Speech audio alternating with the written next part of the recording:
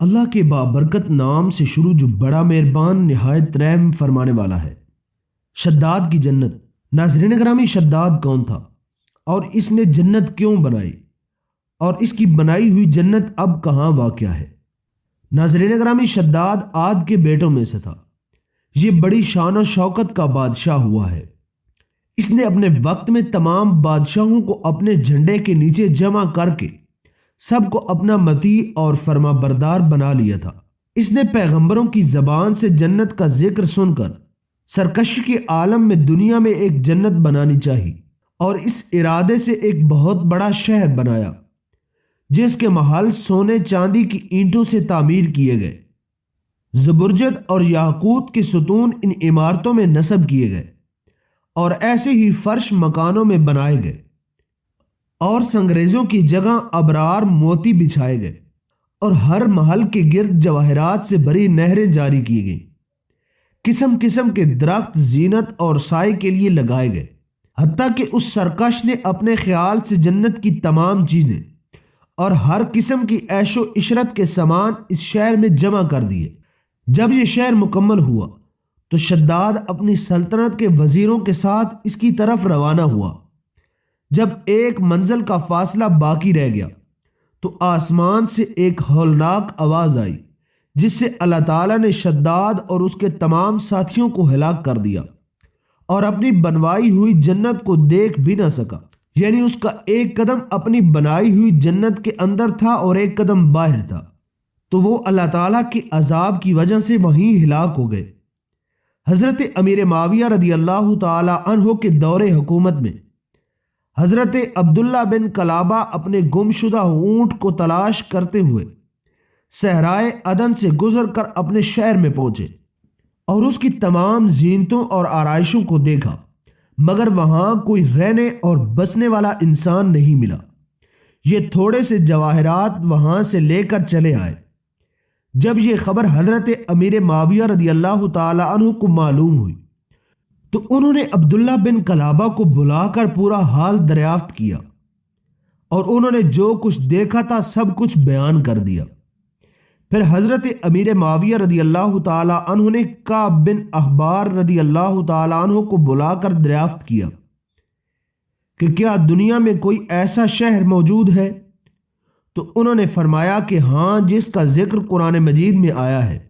یہ شہر شداد بن عاد نے بنایا تھا، لیکن یہ سب عذاب الہی سے ہلاک ہو گئے اور اس قوم میں سے کوئی ایسا آدمی بھی باقی نہیں رہا۔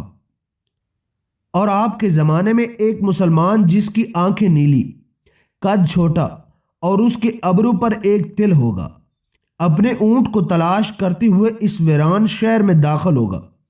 اتنے میں عبداللہ بن قلابہ آ گئے تو کعب بن احبار نے ان کو دیکھ کر فرمایا، بخدا وہ شخص جو شداد کی بنائی ہوئی جنت کو دیکھے گا، یہ وہی شخص ہے۔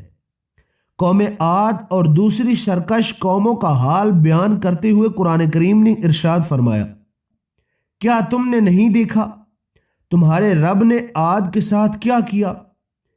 کیا وہ ارم حد سے زیادہ طول والے کہ ان جیسا شہروں میں پیدا نہ ہوا، اور سمود جنہوں نے وادی میں پتھر کی چٹانیں کاٹیں، اور وہ فرعون جو سخت سزائیں دیتا تھا، جنہوں نے شہروں میں سرکشی کی پھر ان میں بہت فساد پھیلایا، تو ان پر تمہارے رب کا عذاب نازل ہوا اور وہ سب مارے گئے۔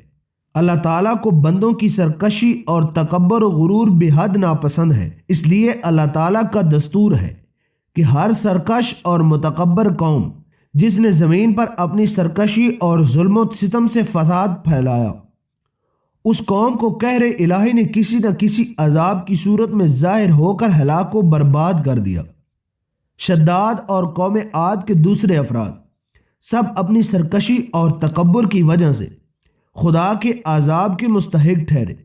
ظلم و ستم اس درجہ بڑھ گیا کہ روئے زمین کا ذرہ ذرہ ان کے گناہوں اور بدعمالیوں سے ابلا اٹھا تھا، تو خداوند قہار و جبار کے عذابوں نے ان سرکشوں اور ظالموں کو تباہ و برباد کر دیا اور ان ظالموں کا نام صفحہ ہستی سے حرف غلط کی طرح مٹا دیا گیا۔ لہٰذا ان قوموں کے عروج و زوال اور ان لوگوں کے عذاب الہی سے پامال ہونے کی داستانوں سے عبرت اور نصیحت حاصل کرنی چاہیے، کیونکہ قرآن کریم میں ان قوموں کے انجام کا ذکر کرنے کا مقصد یہ ہے کہ اہل قرآن ان کی داستانیں سن کر عبرت پکڑے۔ مسلمانوں کو لازم ہے کہ قرآن مجید کی بکثرت سے تلاوت کریں اور اس کا ترجمہ بھی پڑھا کریں اور ان اقوام کی ہلاکت سے عبرت حاصل کریں۔ ہر وقت توبہ استغفار کرتے رہنا چاہیے اور ہر قسم کی بد اعتقادیوں اور بد اعمالیوں سے ہمیشہ بچتے رہنا چاہیے۔ اعمال صالحہ کی کوشش کرتے رہیں اور مال و دولت کے غرور اور گھمنڈ میں سرکشی اور تکبر نہ کریں، بلکہ ہمیشہ دل میں خوف خدا رکھ کر عاجزی اور انکساری کو اپنی عادت بنائیں۔ جہاں تک ہو سکے اپنی زندگی میں اچھے اعمال کریں اور اللہ تعالیٰ کی مخلوق کے ساتھ حسن سلوک کے ساتھ پیش آئیں۔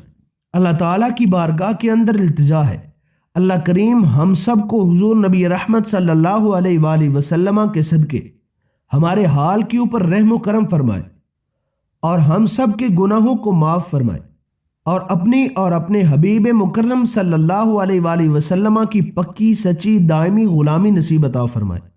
انہی الفاظ کے ساتھ اجازت چاہتے ہیں۔ امید کرتے ہیں آپ کو ہماری ویڈیو اچھی لگی ہوگی۔ ویڈیو اچھی لگی ہے تو ویڈیو کو لائک کریں، چینل کو سبسکرائب کریں اور بیل آئیکن کو ضرور پریس کریں تاکہ ہماری آنے والی ہر ویڈیو کا نوٹیفیکیشن آپ کو آسانی کے ساتھ ملتا رہے۔ تب تک کے لیے مجھے اجازت دیجیے۔ اللہ حافظ۔